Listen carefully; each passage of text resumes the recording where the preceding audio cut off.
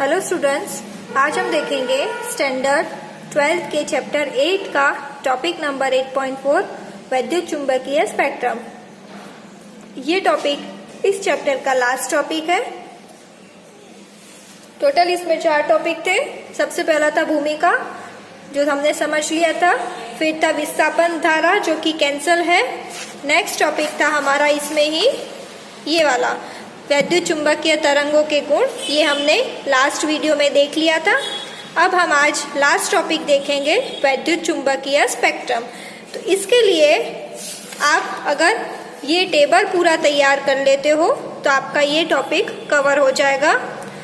इस टॉपिक को मैंने पॉइंट्स वाइज लिखा है, तो उसको हम देखते हैं। तरंगों का आवृत्ति के क्रम में वर्गीकरण वैद्युत चुंबकीय स्पेक्ट्रम कहलाता है। अब सभी तरंगों की आवृत्ति अलग अलग होती है, तो उनको जो हम क्रम में लगाते हैं उसको बोलते हैं वैद्युत चुंबकीय स्पेक्ट्रम।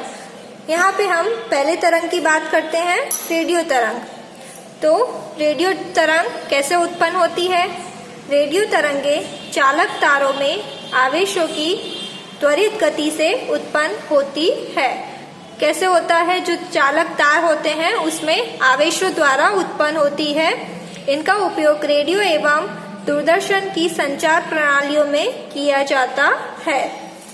अब इसकी आवृत्ति क्या है? आपको सभी की आवृत्ति, परास, ये सब ध्यान रखना है। आवृत्ति परास होगा इसका 500 किलोहर्ट्ज से 1000 मेगाहर्ट्ज। AM एक बैंड है। इस तरंग में जो अलग अलग बैंड होते हैं उसमें से एक बैंड है AM, आयाम मॉड्यूलेट। AM इसको बोलते हैं क्योंकि इंग्लिश में इसका नाम है एम्पलीट्यूड मॉड्यूलेशन। तो इसकी क्या होगी आवृत्ति? 530 किलोहर्ट्ज से 1710 किलोहर्ट्ज। FM आवृत्ति मॉड्यूलेट, और इसको बोलेंगे फ्रीक्वेंसी मॉड्यूलेशन। तो इसकी कितनी होगी? 88 मेगाहर्ट्ज से 108 मेगाहर्ट्ज तक। ये सारी चीजें छोटी छोटी चीजें हैं जो आपको याद रखनी है, जो 1 मार्क्स में भी आ सकती है, या तो आपको बोला जाएगा कि रेडियो तरंग समझाओ या कोई और तरंग समझाओ, तो आपको ये पॉइंट्स पता होने चाहिए। टीवी तरंगों का परास होता है 54 मेगाहर्ट्ज से 890 मेगाहर्ट्ज। अब हम बात करते हैं दूसरे तरंग की, सूक्ष्म तरंगे। सूक्ष्म तरंगों की आवृत्तियां गीगाहर्ट्ज के परास में होती है, तो ये याद रखना, गीगाहर्ट्ज के परास में होगी। अब ये सूक्ष्म तरंगे होती किस में है, किसके द्वारा उत्पन्न होती है? तो जो वैक्यूम ट्यूब, मतलब कि क्लाइस्ट्रॉन, मैग्नेट्रॉन या तो गन डायोड, इसके द्वारा सूक्ष्म तरंगे उत्पन्न होती हैं, और इसका प्रयोग रडार जैसी चीजों में होता है। तो ये 3 चीजें आपको याद रखनी है हर एक में। सबसे पहला तो कैसे उत्पन्न होती है, फिर उसकी आवृत्तियां और उसका उपयोग। ठीक है, तो हमने ये तीनों देख लिया। अब बात करते हैं अवरक्त तरंगे। इंग्लिश में इसको बोलते हैं इंफ्रारेड रेस। तो इसके बारे में आपने सुना होगा। अवरक्त तरंगे इंफ्रारेड वेव्स गर्म पिंडों एवं अणुओं से उत्पन्न होती है। इंफ्रारेड गर्म होती है, गर्म तरंग होती है, तो ये गर्म चीजें या अणुओं से ही उत्पन्न होती है। यह बैंड दृश्य स्पेक्ट्रम के निम्न आवृत्ति या दीर्घ तरंग दैर्ध्य सिरे से संलग्नित होता है। अवरक्त तरंगों को ऊष्मा तरंगे भी कहते हैं, क्योंकि ये गर्म चीजों से उत्पन्न होती है, तो इसको हम ऊष्मा तरंगे भी कहते हैं।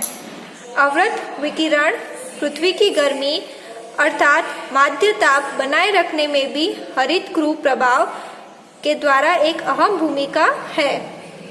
हरितगृह प्रभाव ये आप पढ़ चुके हो 9th में 10th में, ग्रीन हाउस इफेक्ट, इसमें भी इसका मुख्य प्रयोग होता है। इलेक्ट्रॉनिक युक्तियां, प्रकाश उत्सर्जक डायोड, मतलब कि शॉर्ट में इसको बोलते हैं LED, जो कि आपने सुनी है, भी अवरक्त तरंगे उत्सर्जित करती हैं, और घरेलू इलेक्ट्रॉनिक प्रणालियों जैसे टीवी सेट, वीडियो रिकॉर्डर आदि में भी इसका प्रयोग होता है। तो ये चीजें आपको सब ध्यान रखनी है।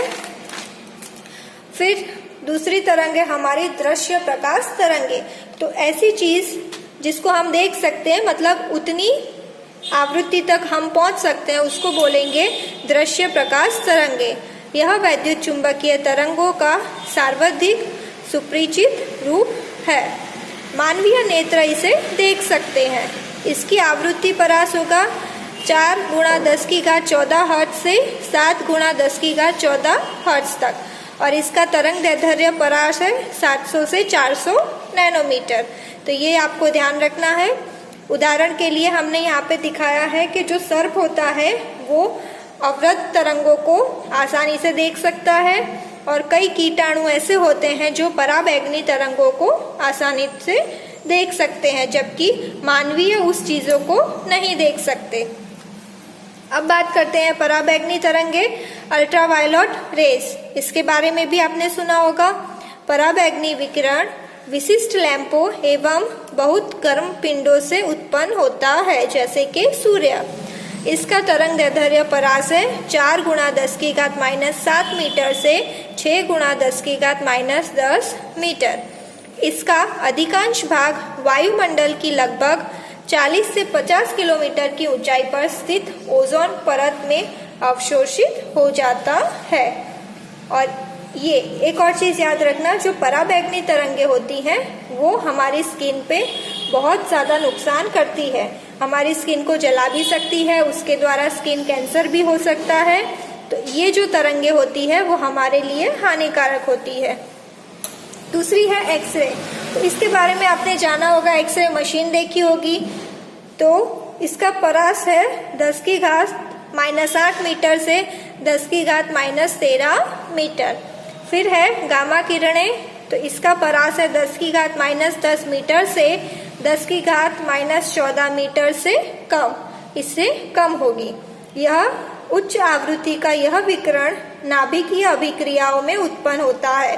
तो ये उत्पन्न किससे होगा? जो नाभिकीय अभिक्रिया होगी उसके द्वारा उत्पन्न होता है। यह रेडियोधर्मी नाभिक द्वारा भी उत्सर्जित होता है।